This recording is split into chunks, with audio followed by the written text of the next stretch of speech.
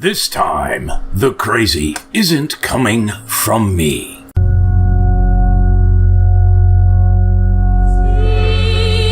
And in my mother's womb was fashioned to be flesh in the time of 10 months, being compacted in blood of the seed of man. That's right. Of the seed of man. The word seed is sperm, and sperm comes through having sex. It's shut out of your father's rod, right. To put it in layman terms, in his penis. That's right. That means a man put his penis in a woman and bust off in it. Then the angel said to him, "Take out the entrails of this fish, and lay up his heart and his gall and his liver for thee.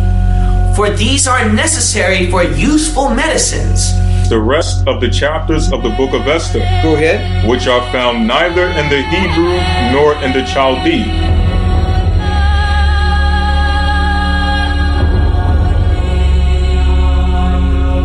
Greetings, fellow worker slaves, podcasting at 128 kilobits from the Fortress of Squalitude. This is the Atheist in the Trailer Park podcast. I'm your host, Tucker. Professor Fuzznuts is busy giving himself a bath, and so is Buttons. Yes, it's a podcast hosted by a guy and his cats. Get over it. This is a biblical apocrypha episode where Skullbeard and I read a book or two from the biblical apocrypha. Actually, this time it'll only be part of a book from the apocrypha. Next episode will be a news episode, and for those of you wondering what was up with the last episode, that's what happens when you stick a nearly 50-year-old man who's sleep-deprived in front of a microphone. Who knows he's got to bang something out in about an hour.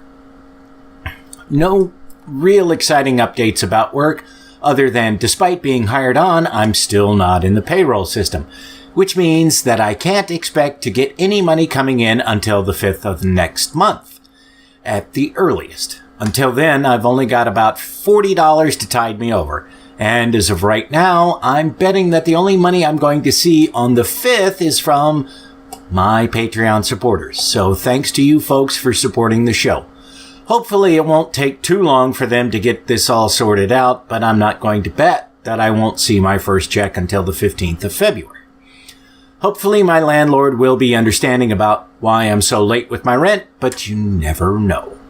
Yes, I've talked to him and explained things to him, but that doesn't mean he'll cut me the necessary kind of slack. One other bit, and then we'll get to Skullbeard and I reading more from 2nd Maccabees. In this recording, I left in a bit more of our side chatter than I usually do. The reason for this is because it led to a really interesting rabbit hole that only Patreon supporters are going to get the full account of. Near the end of the reading, this part of 2nd Maccabees, I stumbled across what can best be described as a gold mine of crazy. The part you'll be hearing is what led me to that gold mine. Patreon listeners will get to hear the actual discovery and a preview of material that'll appear on future episodes. Now, I know some of you listen to the intros on the Apocrypha episodes and then skip the rest of the show because, let's face it, this shit makes the Book of Mormon seem like the Lord of the Rings. So I won't keep you in total suspenders about what happens. In poking around, I found that there are more books in the Apocrypha than what I knew about. The site that I've been using is supposed to be a complete record of everything that's in the various Apocryphas. However, it turns out that there are more books in the Apocrypha than what they have. Sadly, it doesn't look like English translations of those books are available for whatever reason. However, I did find a rather unique translation of 3 books, which are only found in the Ethiopian version of the Bible. Patreon listeners get to hear the discovery and snippets from that translation. And I want to point out that those translations are apparently the only versions available. I'm not sure when we'll get to them because after we finish up 2nd Maccabees, we've still got 2 more books to go. But if the bits I've read in those books, i.e. the ones only found in the Ethiopian version, are any indication, they'll more than make up for all the suffering we've had to endure until now. With all that out of the way, let's get to the torture porn that is this section of 2nd Maccabees. All right, 2 Mac 7. It came to pass also that 7 brethren with their mother were taken and compelled by the king against the law to taste swine's flesh, and were tormented with scourges and whips. But one of them that spake first said thus, What wouldst thou ask or learn of us? We are ready to die, rather than to transgress the laws of our fathers. Then the king, being in a rage, commanded pans and cauldrons to be made hot. Oh boy. Which forthwith being heated, he commanded to cut out the tongue of him that spake first, and to cut off the utmost parts of his body, the rest of his brethren and his mother looking on. Now, when he was thus maimed in all his members, he commanded him, being yet alive, to be brought to the fire, and to be fried in the pan. And the vapor of the pan was for a good space dispersed. They exhorted one another with the mother to die manfully, saying thus, The Lord God looketh upon us, and in truth hath comfort in us, as Moses in his song, which witnessed to their faces declared, saying, And he shall be comforted in his servants. Holy bloody hell. Okay. So this is an evil bastard we're dealing with. Who is it? So this would be a good story to tell the kids. Yeah. So when the first was dead after his number, they brought the second to make him a mocking stock. And when they had pulled off the skin of his head with the hair, they asked him, Wilt thou eat before thou be punished throughout every member of thy body? But he answered in his own language and said, No. Wherefore he also received the next torment in order as the former did. And when he was at the last gasp, he said, Thou like a fury takest us out of this present life, but the King of the world shall rise up, who have died for his laws, unto everlasting life. Okay, now this has to be a post-Christian document, because the Jews didn't really believe in an afterlife at this time. Yeah. No, I thought the afterlife was more of a Christian invention. Yeah, exactly. So, and you're saying, but the King of the world, so this is whoever wrote this was trying to create a forgery to, say, no, see, all the stuff Jesus said that you think has nothing to do with Judaism. No, there were these Jews who actually did this, who actually predicted him.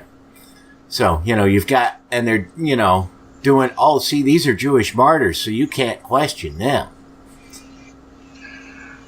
Yeah, I don't remember where these guys came from or who the king is at this time, but yeah. Okay. Well, remember, we couldn't figure out when this book was supposed to take place because, half the characters in it lived in one, millennia, and the other half lived in a different millennia, and, there was no way for the two to have met. It was like 300 BC to 180-ish. Well, it was 300, it was like 1500 BC to, somebody in CE, I think, were all interacting with one another, so. Yeah, that doesn't make sense. No, that makes any sense. After him was the third made a mocking stock, and when he was required, he put out his tongue, and that right soon, holding forth his hands manfully, and said courageously, These I had from heaven, and for his laws I despised them, and from him I hope to receive them again, insomuch that the king and they that were with him marveled at the young man's courage, for that he nothing regarded the pains. How is this guy talking after his tongue has been cut off? Magic? I'm guessing. It's like supposedly a Catholic martyr who was beheaded at one point, and after he was beheaded, he picked up his own head and kissed it. Nice. Yeah. Nice. Not really sure how that works. Now when this man was dead also, they tormented and mangled the fourth in like manner. So when he was ready to die, he said thus, It is good, being put to death by men, to look for hope from God to be raised up again by him. As for thee, thou shalt have no resurrection to life. Afterwards, they brought the fifth also, and mangled him.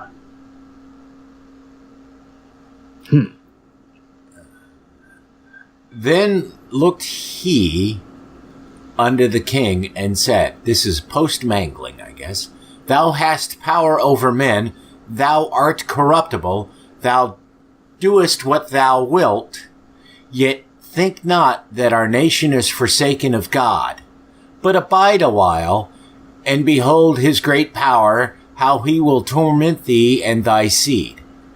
After him also they brought the sixth, who, being ready to die, said, Be not deceived without cause, for we suffer these things for ourselves, having sinned against our God.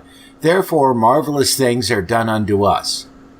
Not sure what's so marvelous about having your tongue cut out, your hands cut off, you being scalped and then cooked alive.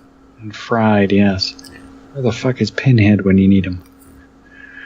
But think thou not that takest in hand to strive against God, that thou shalt escape unpunished. But the mother was marvelous above all, and worthy of honorable memory, for when she saw her 7 sons slain within the space of 1 day, she bare it with a good courage, because of the hope that she had in the Lord. Yea, she exhorted every one of them in her own language, filled with courageous spirits, and stirring up her womanish thoughts with a manly stomach, she said unto them, I'm filling myself with courageous spirits. Liquid courage, yes. Into my manly stomach, you betcha. I cannot tell how ye came into my womb, for I neither gave you breath nor life, neither was it that I formed the members of every one of you. But doubtless the Creator of the world, who formed the generation of man and found out the beginning of all things, will also of his own mercy give you breath and life again, as ye now regard not your own selves for his law's sake. But I have to point out that every anthropological study that we've ever done of less advanced societies has shown that they all have a basic understanding that sex equals babies. They haven't quite figured everything out completely, but they know that if you if you have sex, there's a good chance there's going to be a baby born 9 months later. And the thing I like, Well, yeah. Yeah. It's kind of how it works. And the thing I like to point out is that there's a tribe in, I think it's the Amazon, where the belief is that a woman doesn't become pregnant until she's absorbed enough semen, and that the baby is born of of all that, and it takes on the characteristics. So naturally, she wants to because she wants to have good-looking children. She has sex with the best-looking men in the village. She wants a kid that's a good hunter if it's male, so she has sex with all the best hunters in the village. If she and she knows she wants a good runner, so she has sex with the fastest runners in the village. They might something on us. Yeah. So, but they, somehow a society which would be more advanced than a tribe in the Amazon, the woman says, I don't know how I got pregnant. Oh, there was one a couple of weeks ago. Got it from a vaccine. Yeah. 15, 16-year-old girl in Texas, something like that. I thought it was kind of funny. There was an account that came out. It showed up in the news, but it was about a woman who lived during World War II. She was, before they fully understood genetics and things like that, they thought it might be possible for human parthenogenesis to occur. So they sent out, looking for somebody who, a woman who had a child but never had sex, and they got this response from this German woman who, she had this daughter, which would be what you would have in the case of human parthenogenesis. And she's like, I never had sex or anything like that to get her. And so, and it turned out that she was German, and in Nazi Germany, at one point during the war, she was hospitalized for the measles or, something like that. And she, wound up pregnant. And so the only test they could figure that would prove whether or not they were the same, was they cut a small piece of tissue from the mother and the daughter, and then transplanted it onto the other. If they were identical, then it would, the tissue would absorb, but if they were, different, the tissue would be rejected, which right. It was. And, the assumption is that the woman was in the hospital and raped by someone, but, the Germans were experimenting with artificial insemination, and she was blonde-haired and blue-eyed, so she would have been considered prime breeding stock. So it's entirely possible that they could have done a medical experiment on her, and it just happened to be successful. Okay. Now, Antiochus, thinking himself despised and suspecting it to be a reproachful speech, whilst the youngest was yet alive, did not only exhort him by words, but also assured him with oaths that he would make him both a rich and happy man if he would turn from the laws of his fathers, and that also he would take him for his friend and trust him with affairs. Okay. Sounds kinky. But when the young man would in no case hearken unto him, the king called his mother and exhorted her that she would counsel the young man to save his life. And when he had exhorted her with many words, she promised him that she would counsel her son. Yeah. It's a quick repetition there. Yep. But bowing herself toward him, laughing the cruel tyrant to scorn, spake in her country language on this manner: O my son, have pity upon me that bare thee 9 months in my womb, and gave thee such 3 years, and nourished thee, and brought thee up unto this age, and endured the troubles of education. So is the kid 3? I have no idea. Yeah. I beseech thee, my son, look upon the heaven and the earth, and all that is therein, and consider that God made them of things that were not, and so was mankind made likewise. Fear not this tormentor, but being worthy of thy brethren, take thy death, that I may receive thee again in mercy with thy brethren. Yeah, I'll see you later in heaven or something. Yeah. While she was yet speaking these words, the young man said, Whom wait ye for? I will not obey the king's commandment, but I will obey the commandment of the laws that was given unto our fathers by Moses. And thou that hast been the author of all mischief against the Hebrews shalt not escape the hands of God, for we suffer because of our sins. Yeah, it's that persecution complex, isn't it? Yeah. And though the living Lord be angry with us a little while for our chastening and correction, yet shall he be at one again with his servants.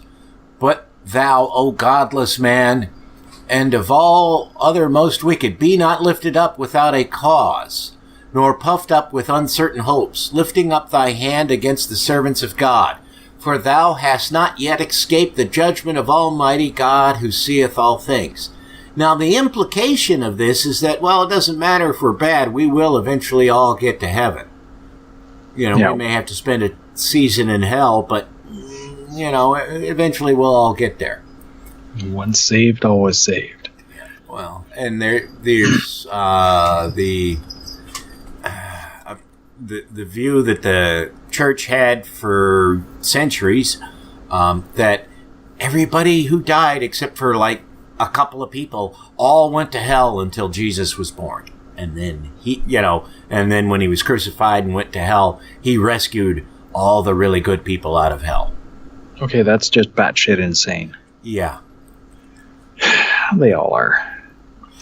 For our brethren, who now have suffered a short pain, are dead under God's covenant of everlasting life. But thou, through the judgment of God, shalt receive just punishment for thy pride.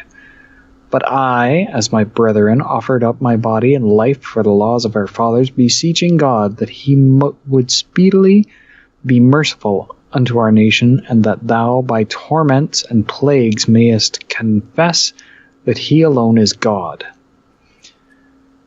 and that in me and my brethren the wrath of the Almighty, which is justly brought upon our nation, may cease. Yeah, okay. Yeah. So, I'm dying to save my country.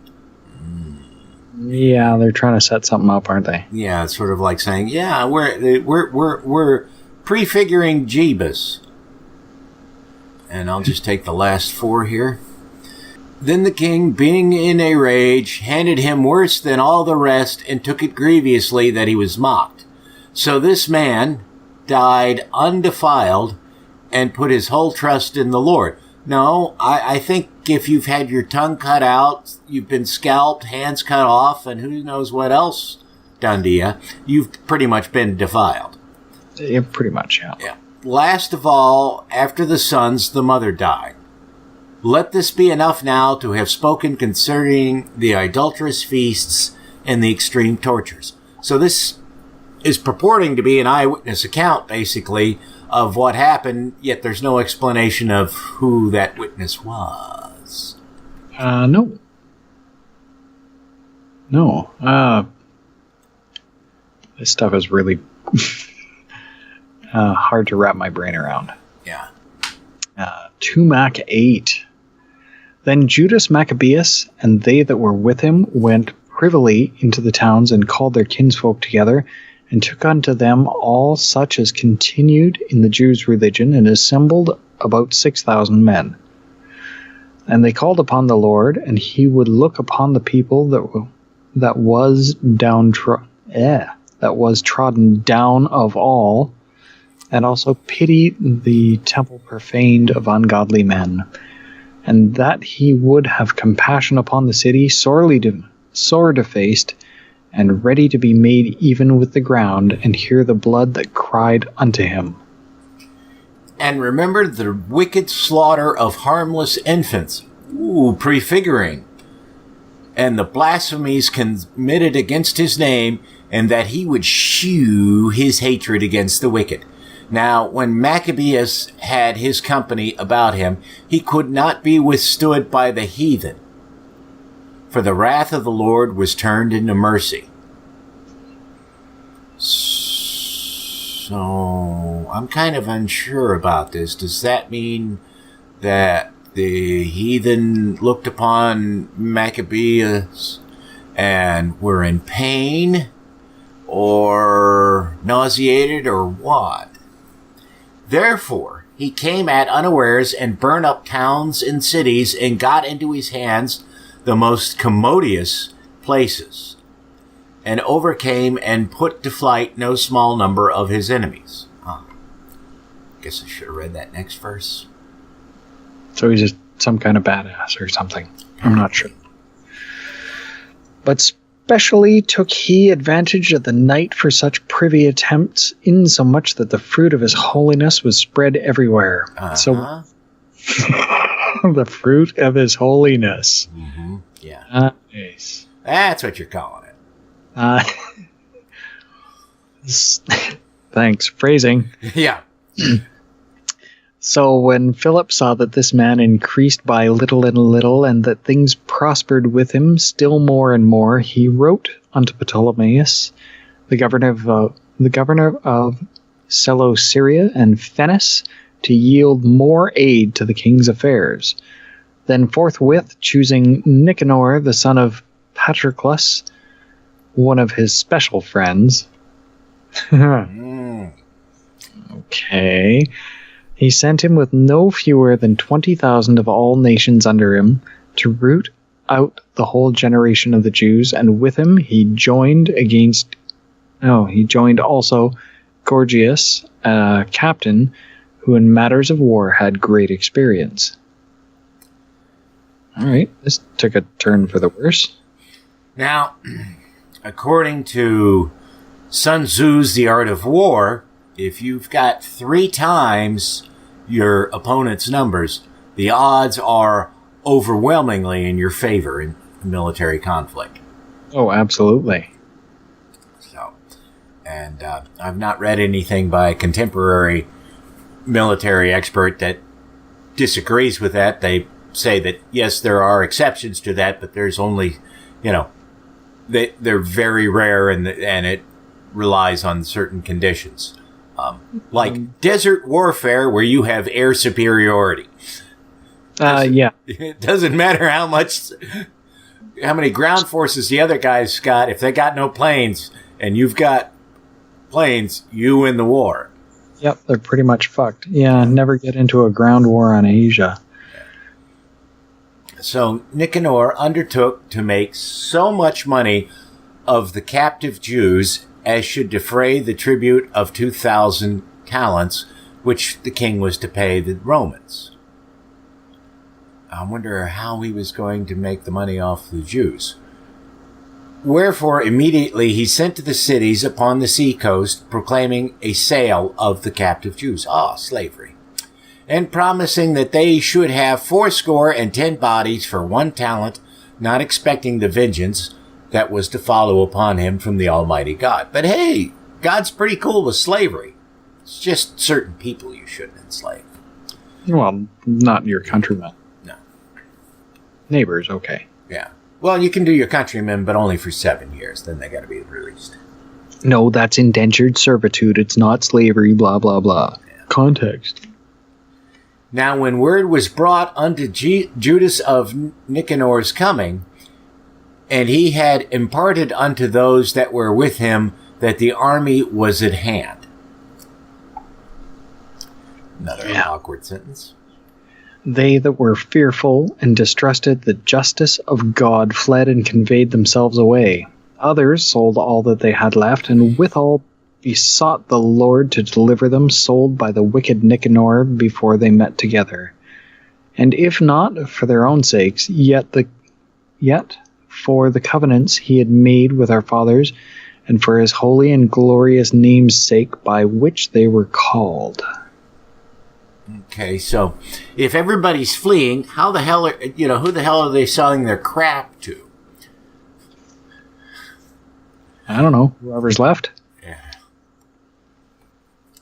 So Maccabees called his men together unto the number of 6,000, and exhorted them not to be stricken with the terror of the enemy, not to fear the great multitude of the heathen who came wrongly against them, but to fight manfully, and to set before their eyes the injury that they had unjustly done to the holy place, and the cruel handling of the city, whereof they made a mockery, and also the taking away of the government of their forefathers.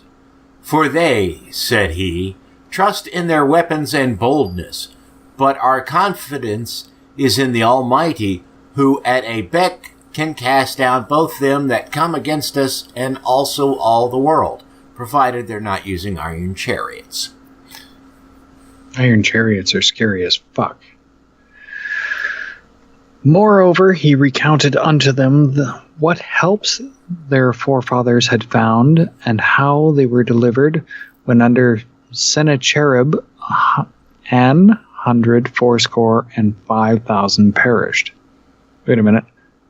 185,000? Yeah, I'm not buying it. Yeah, not with 6,000 dudes, no. And he told them of the battle that they had in Babylon with the Galatians, how they came but 8,000 in all to the business, with 4,000 Macedonians, and that the Macedonians, being perplexed, the 8,000 destroyed 120,000 because of the help that they had from heaven, and so received a great booty. I'm just going to bite my tongue. Yeah. Yeah. Thus, when he had made them bold with these words and ready to die for the law and the country, he divided his army into 4 parts.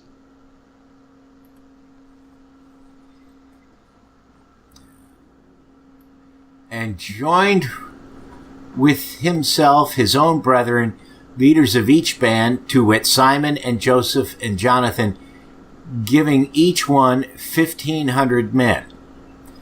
So he's dividing his forces. That's not smart.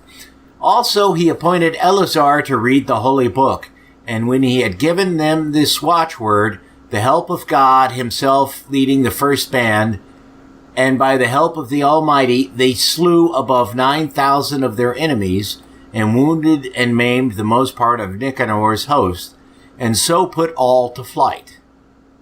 How? God? God did it. And took their money that came to buy them, and pursued them far, but lacking time they returned. For it was the day before the Sabbath, and therefore they would no longer pursue them. So when they had gathered their armor together and spoiled their enemies, they occupied themselves about the Sabbath, yielding exceeding praise and thanks to the Lord, who had preserved them unto that day, which was the beginning of the mercy distilling upon them. See, I totally called it. It was all about God. God did it. Yeah.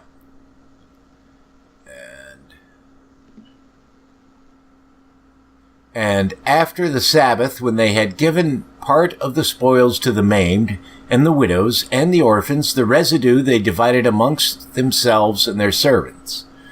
When this was done, and they had made a common supplication, they besought the merciful Lord to be reconciled with his servants forever.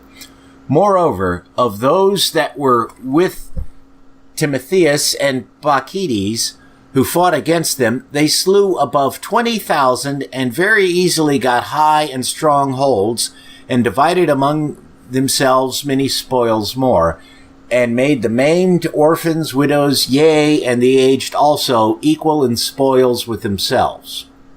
Well, that's honorable.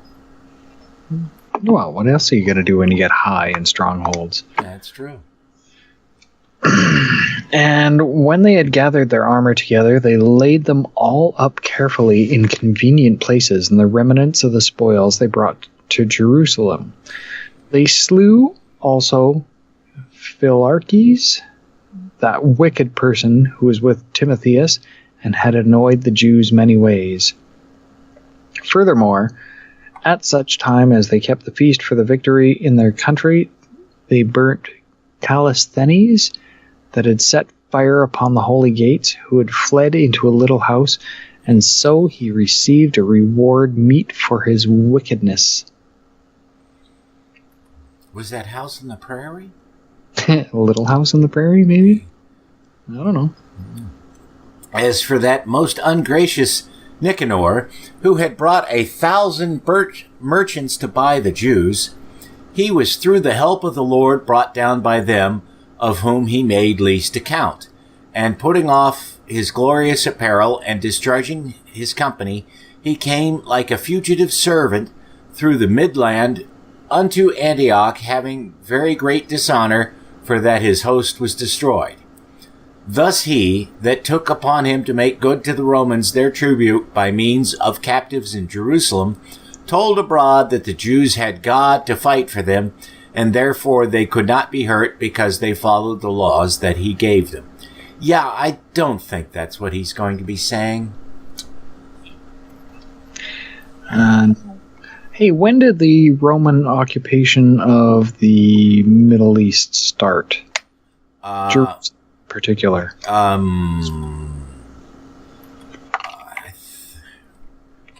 I'm not up on my Middle I Eastern. forget.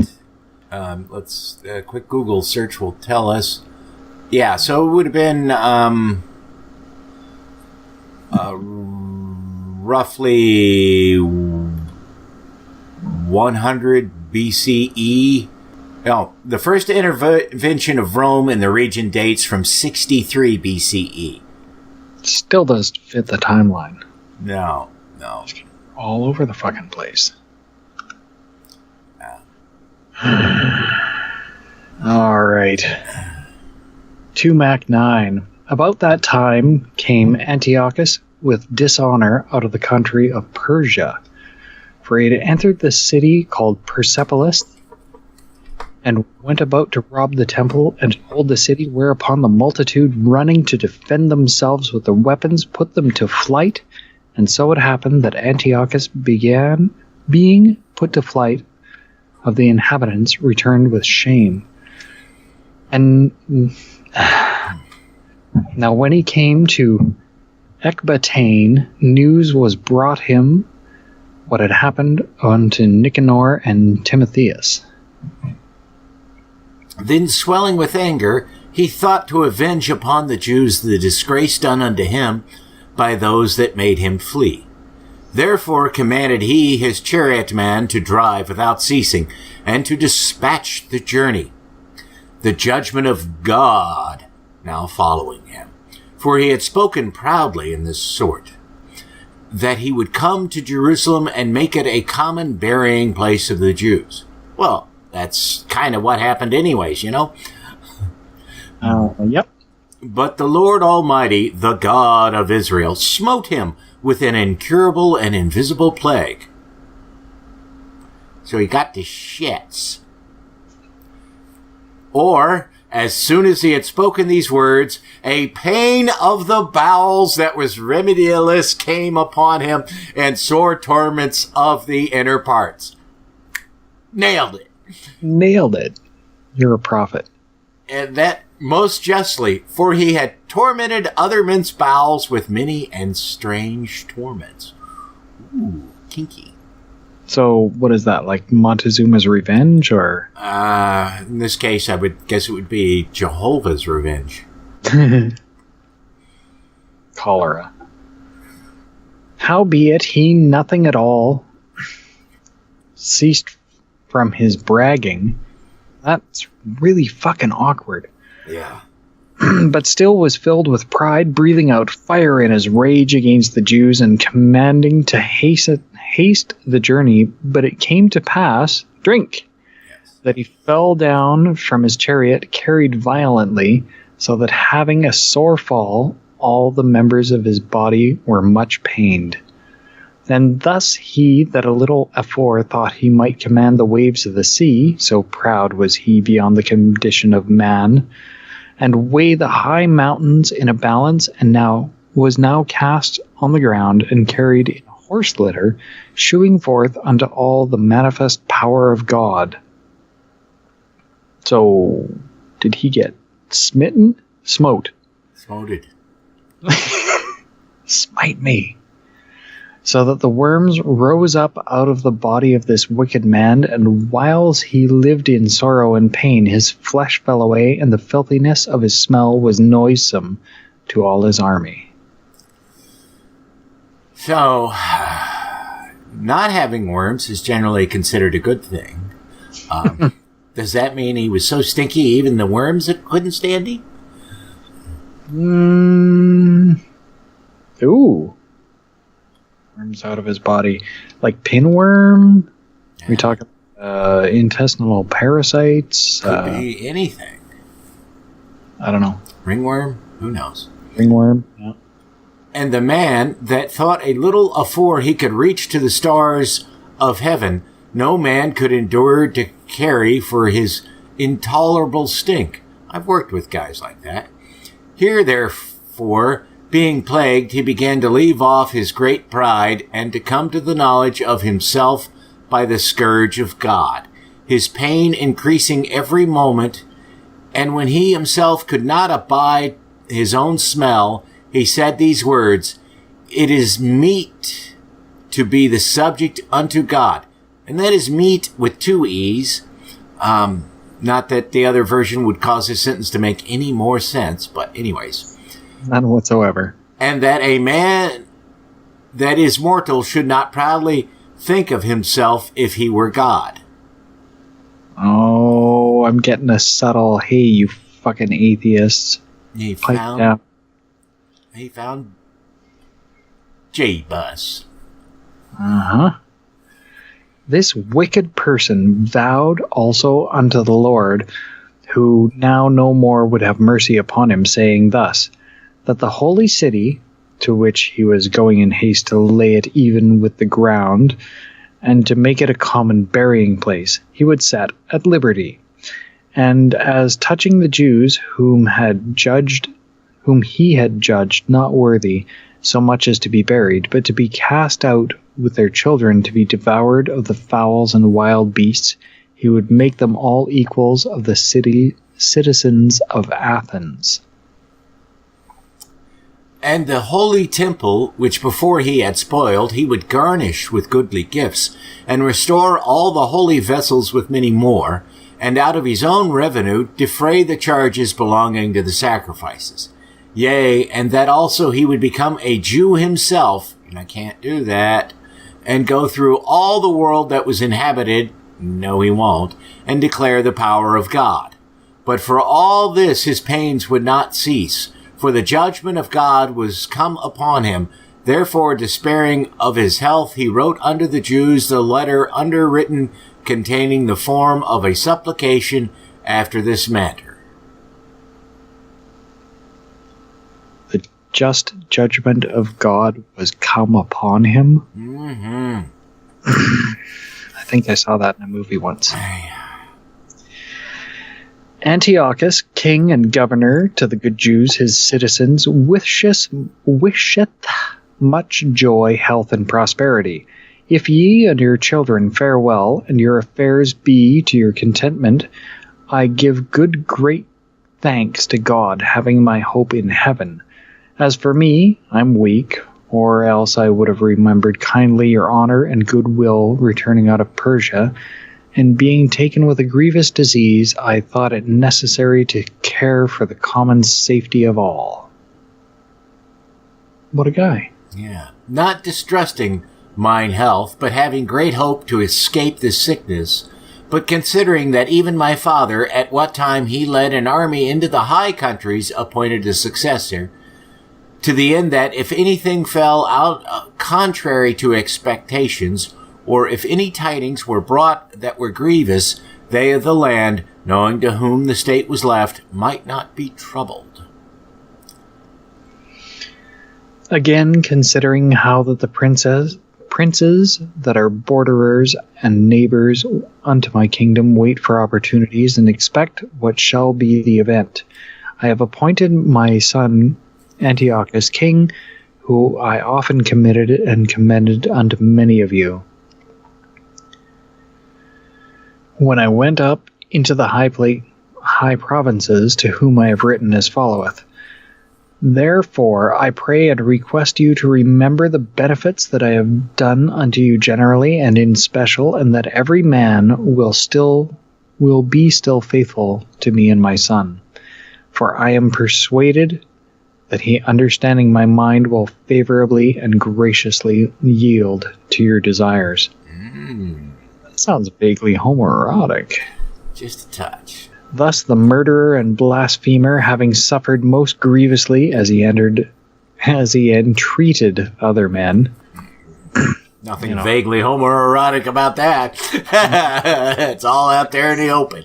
So died he a miserable death in a strange country in the mountains. And Philip, that was brought up with him, carried away his body, who also fearing the son of Antiochus, went into Egypt to Ptolemaeus Philometor? Hey, that's a oddly complete name. Yeah. Must be somebody important if he's got a last one. Yeah. Oh, he was the king of Egypt during the Ptolemaic period. Oh. That makes sense. and he reigned from 180 to 145 BCE. Okay. Okay, so that fits in with part of the timetable of this, but not all of it. But that's still pre-Roman, but the Romans are there, and I'm not understanding. Yeah, because that part of the world didn't see the Romans till the 6th, Mm-hmm. Got me. Now Maccabees and his company, the Lord guiding them, recovered the temple and the city. But we just had Antiochus saying, "It's all yours, guys." Well, yeah. So they got it. But the altars which the heathen had built in the open street, and also the chapels, they pulled down. And having cleansed the temple, they made another altar, and striking stones, they took fire out of them, and offered a sacrifice after 2 years, and set forth incense and lights in shewbread. What the fuck is shewbread? Ooh. I have no idea. 12 loaves placed every Sabbath in the Jewish temple and eaten by the priests at the end of the week. More free meals for the priests. Mm-hmm. Yeah, just like Stale those burnt offerings. Stale bread and water. When that was done, they fell flat down and besought the Lord that they might come no more into such troubles, but if they sinned any more against him, and that he himself would chasten them with mercy, and that they might not be delivered unto the blasphemous and barbarous nations. Now upon the same day that the strangers profaned the temple, on the very same day it was cleansed again, even the 25th day of the same month, which was Casleu. And they kept the 8 days with gladness, as in the feast of the tabernacles, remembering that not long afore they had held the feast of the tabernacles, when as they wandered in the mountains and dens like beasts.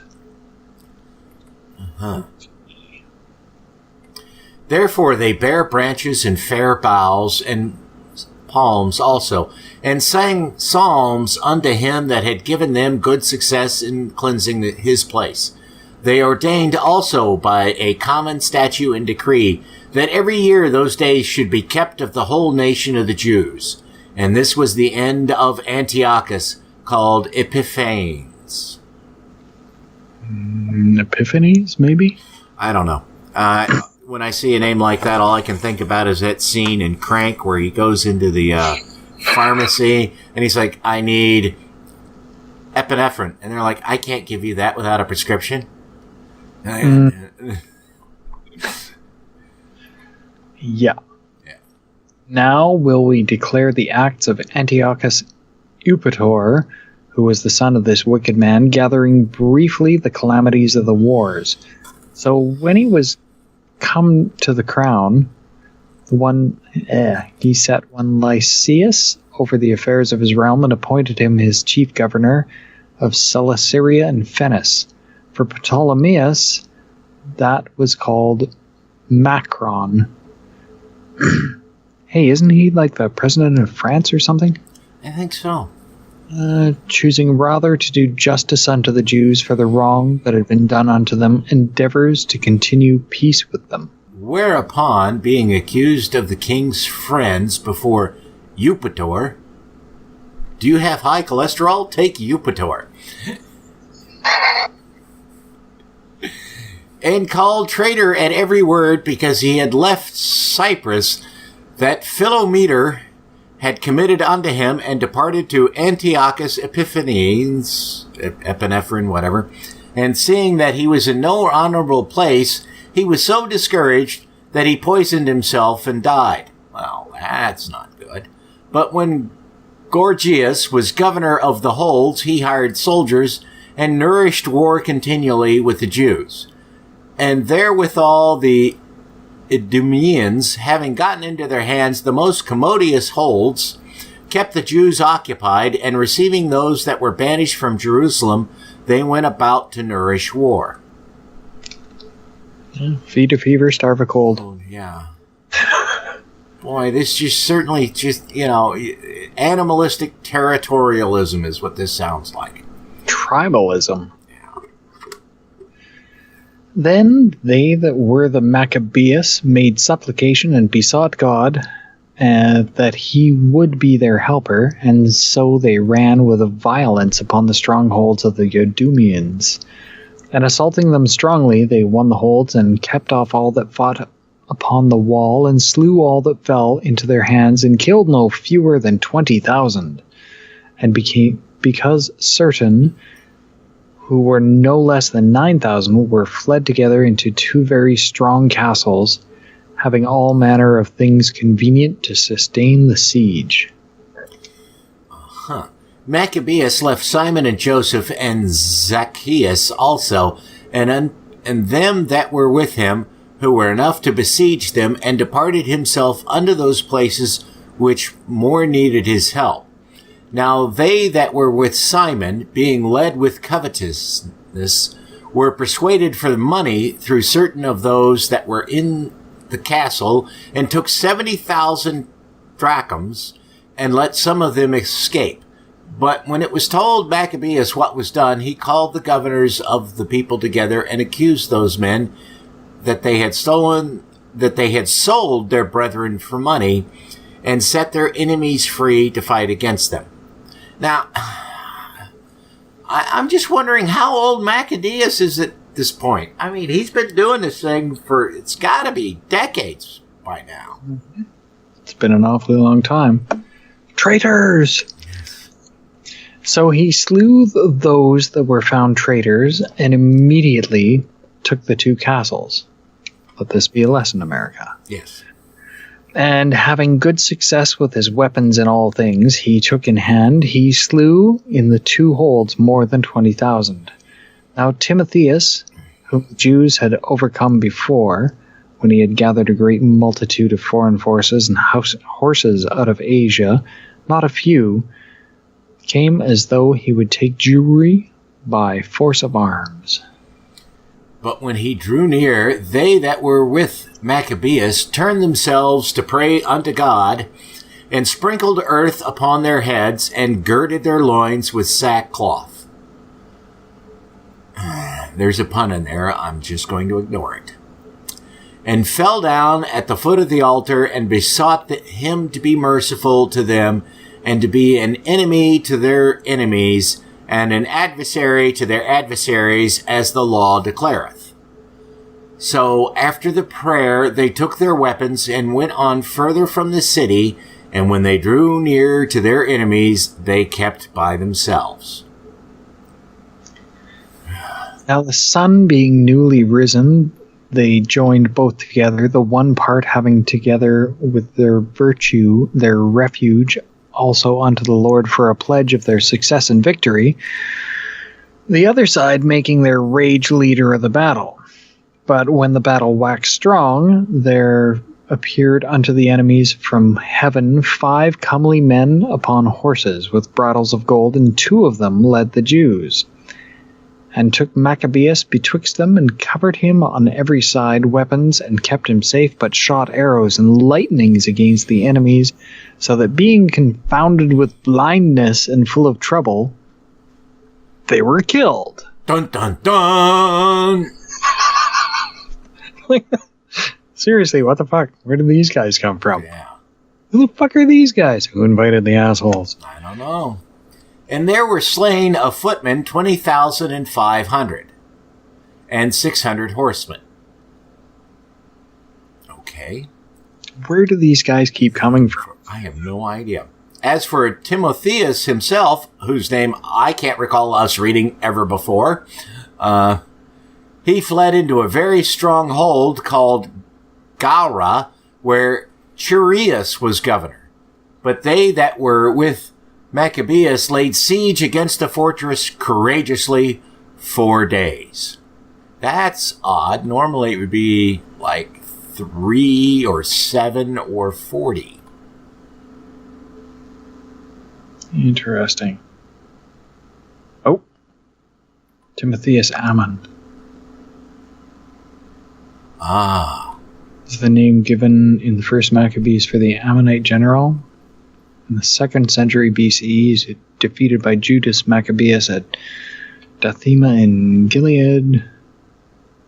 Some scholars maintain that Ammon had ceased to exist as a direct nation by this time, and that the designation of Ammonite, as applied to Timothy, is geographical rather than ethnic. The account of Justin Martyr, who maintained that Ammonites were numerous in this period, called this hypothesis into question. No, Justin Martyr can't exactly be trusted. Yeah, he's not a reliable source. Okay, go ahead and knock the rest of it out. 33 on. 34 on. And they that were within, trusting to the strength of the place, blasphemed exceedingly and uttered wicked words. As you do. Yeah. Nevertheless, upon the 5th day early, 20 young men of Maccabeus' company, inflamed with anger because of the blasphemies, assaulted the wall manly, and with a fierce courage killed all that they met withal. Others, likewise, ascending after them, whilst they were bruised with them that they were within, burnt the towers, and kindling fires, burnt the blasphemers alive. And others broke open the gates, and having received in the rest of the army, took the city, and killed Timotheus, that was hid in a certain pit, and Chereas his brother, with Apollophanes? Sounds good to me. I don't know, Apollophanes? Whatever. When this was done, they praised the Lord with psalms and thanksgiving, who had done so great things for Israel and given them the victory. So wait, there was just like some sudden ass kicking there. Yeah. For blasphemy. Yeah, there was somebody, they were talking about both the Book of Mormon and the Lord of the Rings, pointed out how, you'd get to this thing where you're thinking, oh, there's going to be this great discussion of a climactic battle, and then it would jump to something else, and then when it jumped back, the battle was over and all these people were dead. And it's sort of like, huh? Is that how epic battles work? Yeah. I feel cheated. If it was an epic battle, you'd think there'd be descriptions of it and other stuff, but there's not. Yeah. Is Maccabees another one of those single source kind of, I hesitate to say legends? I have a feeling it is. Yeah, well, it supposedly was originally, the first book was supposedly written in Hebrew and only survives in a Greek translation. And then Second Maccabees, which is what we're in the midst of, is a Greek abridgment of an earlier history in Hebrew relating the history of the Maccabees down to 161 BCE, focusing on Judas Maccabeus, talks about praying for the dead, offerings. Yeah, none of this adds up, because Third Maccabees deals with 3rd century BCE Jews in Egypt. 4th Maccabees, wait a minute, this is bizarre. Be interesting to... This actually looks like it may be interesting. A philosophic discourse praising the supremacy of reason over passion, using the Maccabean martyrs as examples. Oh. Wow. That's got to be contradictory. What the hell? You got to drop me a link for that. Is that 4th Maccabees? Yeah, that's the Pseudographica link has that. Oh, okay, yeah. Interesting. Yeah, because this one does not. No.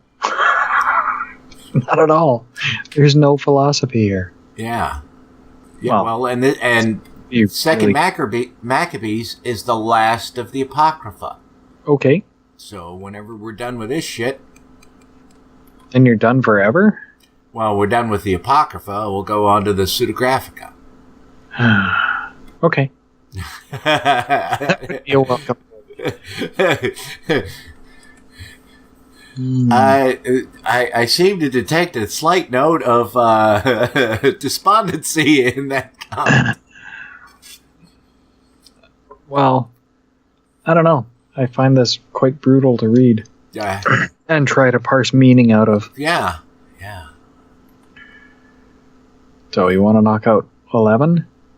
We can. Alright. I have my reading glasses. Shit got serious. Did you see the, it was Eric Idle's favorite headline for today. I have not seen such a thing. Yeah, he tweeted it out. It's from the BBC. Camels banned for Saudi beauty contest over Botox.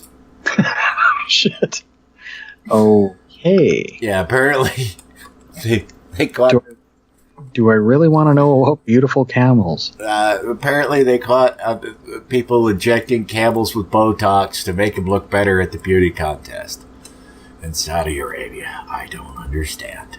I have a hard time believing they have a camel beauty contest. Oh, they do. They do. There's video of it. Oh.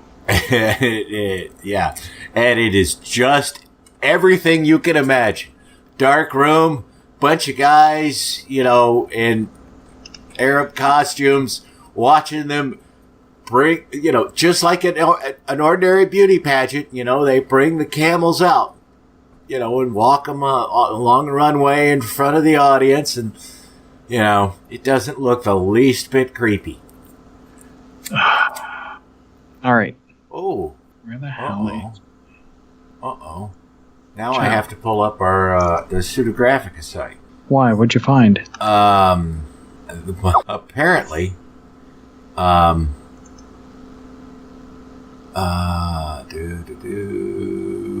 there is, yeah, wow, I just happened to notice there are more than 4 Maccabees.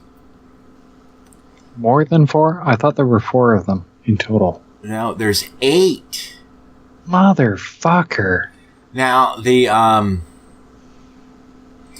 now, here's what I don't understand. 5 Maccabees, according to Wikipedia, is an Arab language history from 186 BCE to 6 BCE. The same title is also used for a Syriac version of the sixth book of Josephus' Jewish War.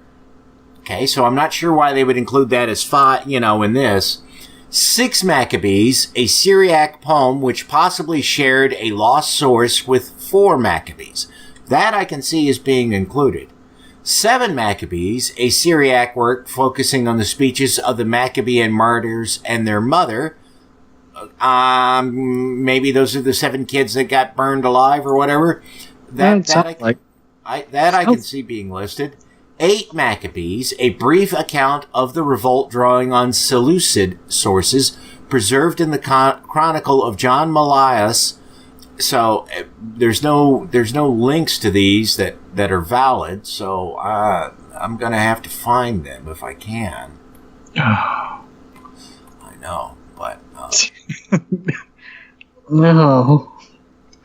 I don't know how much more of the Maccabees I can take. Well, who knows how bad this will be? Judging on previous experience, I'm gonna say fucking brutal. Apparently, however, yeah, there's No, don't say 9. Don't say 9. You said 8 before. That was enough. That was more than enough. There may not be English language translations of this. Oh. Whew. Oh, no, we do have a thing known as Babelfish and Google Translate, which would make it really interesting. Oh, fuck. I don't know if I want to read a Google Translate version of Maccabees. If I could even find it. Because everything is talking about other stuff. You may have to get an interlibrary loan. Yeah, wow. But I can't even find, like, a reference to a Dead Tree edition of this thing. Oh, my goodness. I mean, I probably to find it, I would, find somebody who would know, since it's not showing up on Oh, wait. I may have just found it. Fucker. That's brutal. Wow.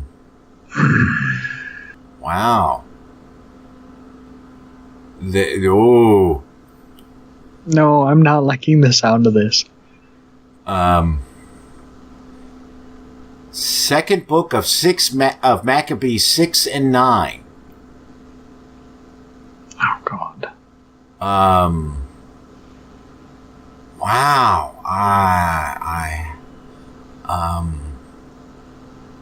This is weird. Oh my God. How weird is it? Okay. Here's how weird it is.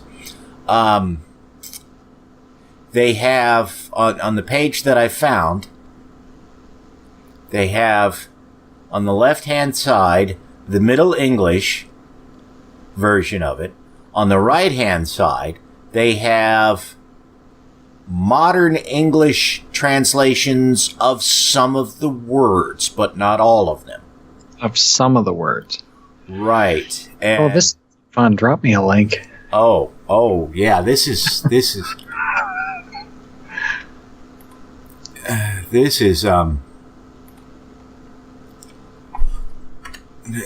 interesting.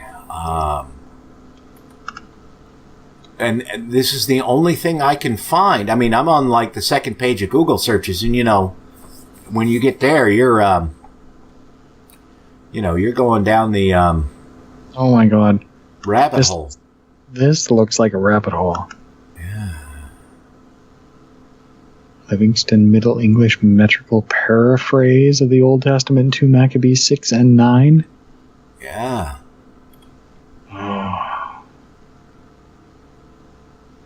Oh, this is nutty. Yeah.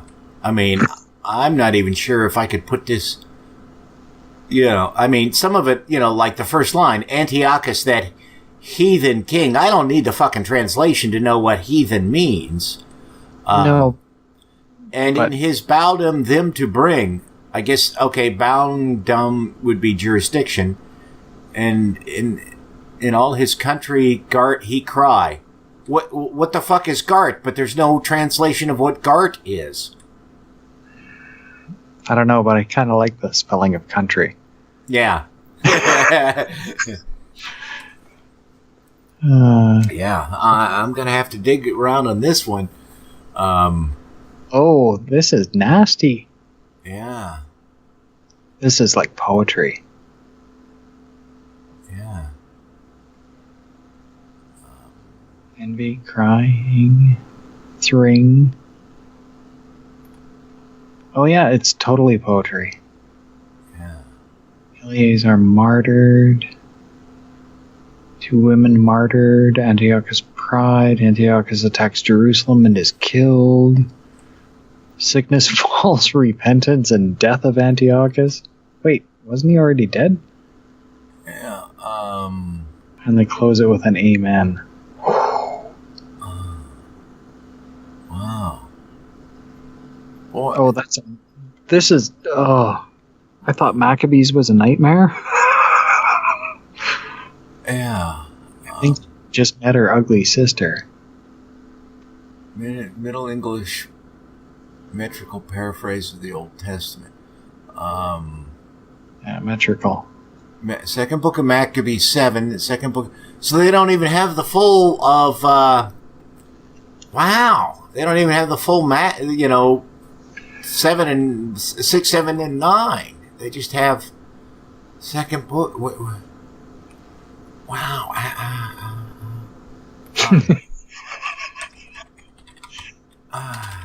That's brutal.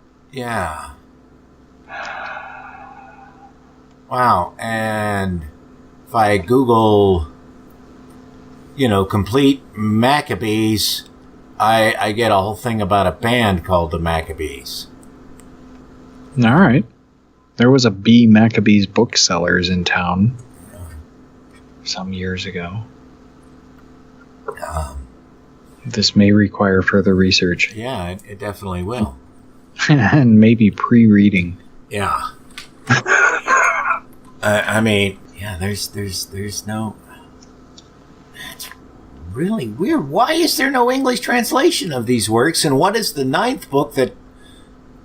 Well, they got cut. They're the Apocrypha. They didn't make the cut. They didn't make it into the 66 books. Yeah. Is this still contained in the Catholic Bible? I don't know if this part is or not, because I'm not really familiar with the Catholic Bible. This may be in the Ethiopian Gospels. The Ethiopian Apocrypha, because that's the one that has complete. Because Catholics have some. The Greek Orthodox has others, but the only one that has the most complete is the Ethiopian, and this is what this is supposed to be based upon. Oh, okay. Shit, I gotta add some books to my collection.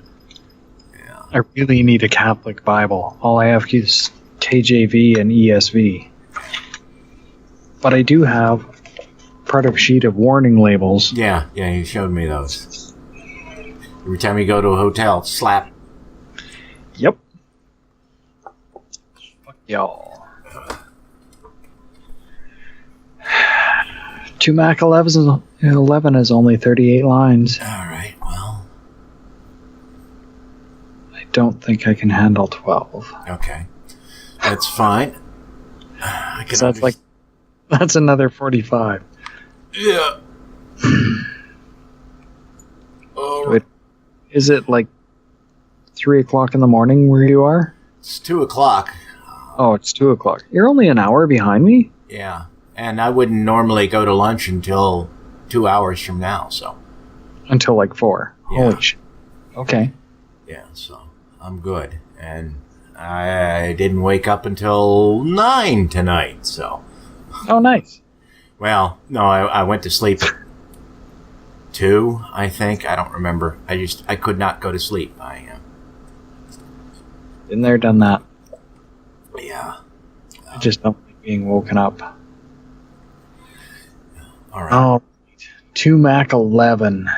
Not longer after the Lysias, the king's protector and cousin, who also managed the affairs, took sore displeasure for the things that were done, and when he had gathered about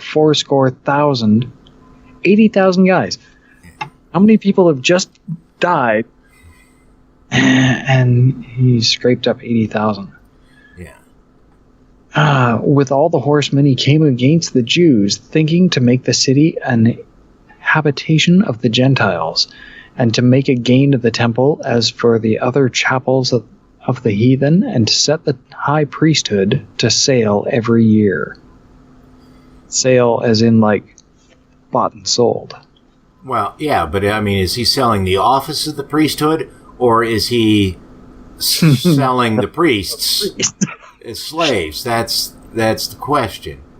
Yeah. Not at all considering the power of God, but puffed up with his 10,000s of footmen, and his thousands of horsemen, and his 80 elephants. So he's got 80 elephants. Bad motherfucker.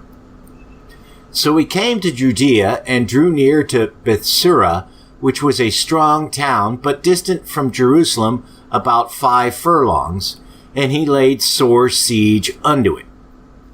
Now when they that were with Maccabees heard that he had besieged the holds, they and all the people with lamentation and tears besought the Lord that he would send a good angel to deliver Israel. Then Maccabeus himself first of all took weapons, exhorting the other that they would jeopard themselves together with him to help their brethren. So they went forth together with a willing mind. And as they were at Jerusalem, there appeared before them on horseback one in white clothing, shaking his armor of gold. Then they praised the merciful God all together, and took heart insomuch that they were ready not only to fight with men, but with most cruel beasts, and to pierce through walls of iron. So iron walls they can beat, iron chariots not so much. Yeah. And I'm having a hard time imagining how they would have cast or built walls of iron in that era. Especially since they would have tended to rust. Well, yeah. Iron bars, Yeah. maybe, but that'd be easy to climb in a siege. I don't know. Thus they marched forward in their armor. Really? They had armor. Well, the Romans did. But But that was mainly a breastplate and a helmet and, some leggings. It wasn't like a full suit. Leather and rivets and... Yeah. Having an helper from heaven, for the Lord was merciful unto them. So God gave them a bitch. In giving a charge upon their enemies like lions, they slew 11,000 footmen and 1,600 horsemen and put all the other to flight. Many of them also being wounded escaped naked. And Lysias himself fled away shamefully and so escaped. Who, as he was a man of understanding, casting with himself what loss he had had, and considering that the Hebrews could not be overcome because the Almighty God helped them, he sent unto them, and persuaded them to agree to all reasonable conditions, and promised that he would persuade the king that he must needs be a friend unto them. Then Maccabees consented to all that Lysias desired, being careful of the common good, and whatsoever Maccabees wrote unto Lysias concerning the Jews, the king granted it. So what, they got like a blank check? Sounds like it to me. All right. For there were letters written unto the Jews from Lysias to this effect. Lysias unto the people of the Jews sendeth greeting. John and Absalom, John's a good Jewish name, who were sent from you, delivered me the petition subscribed, and made request for the performance of the contents thereof. Therefore, what things soever were meet to be reported to the king, I have declared them, and he hath granted as much as might be. Well, that tells me abso-fucking-lutely nothing. Yep, sweet fuck all. And if then ye will keep yourselves loyal to the state, hereafter also will I endeavor to be a means of your good. But of the particulars I have given orders both to these and the other that came from me to commune with you. Fare ye well, the 108th year, the 4 and 20th day of the month Dioscorinthius? Sounds good to me. I'm not familiar with their calendar. Nor am I. I know that, like the Hebrew calendar, a lot of the... a certain unidentified month, so nobody knows what it is. A certain unidentified month. That's beautiful. Ancient, let me see here. Here's another detail. An ancient Macedonian calendar. That sounds suspicious that it would be mentioned in this part of the world. Well, it remained. They used the name of it in Syria. So, in theory, wait a minute. What was the name of the month again? Dioscorinthius. Yeah. Well, fuck. This doesn't even have...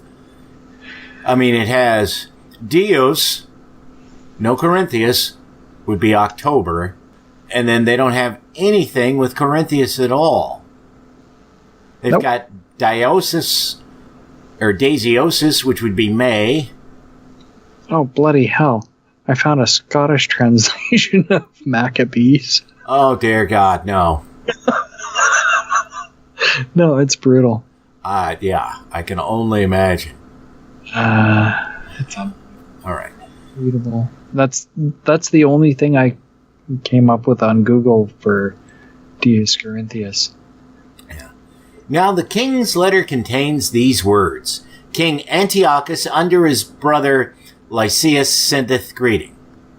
Since our father is translated unto the gods, our will is that they that are in our realm live quietly, that everyone may attend upon his own affairs, since we understand also that the Jews would not consent to our father for to be brought under the custom of the Gentiles, but rather keep their own manner of living, for the which cause they require of us that we should suffer them to live after their own laws.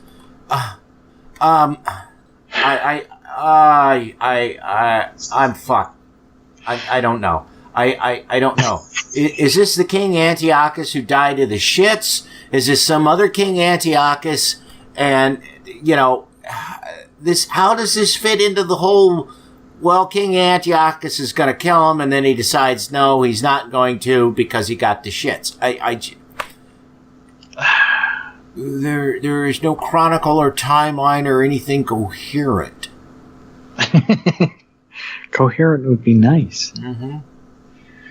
Wherefore our mind is that this nation shall be in rest, and we have determined to restore them their temple, that they may live according to the customs of their forefathers.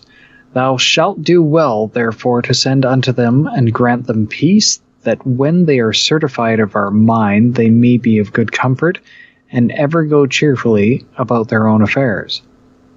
This really sounds like a setup, but yeah, I'm not going to say nothing. And the letter of the king unto the nation of the Jews was after this manner. King Antiochus sendeth greeting unto his council and the rest of the Jews. If ye fare well, we have our desire. We are also in good health. Menelans declared unto us that your desire was to return home and to follow your own business.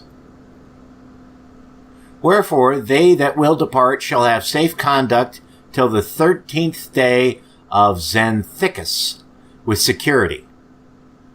Is there... No. Yeah. No, there's no... There's Xanthicus...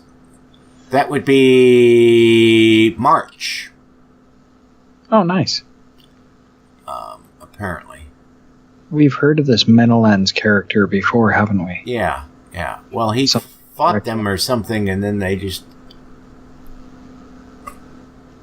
spontaneously won. Yeah.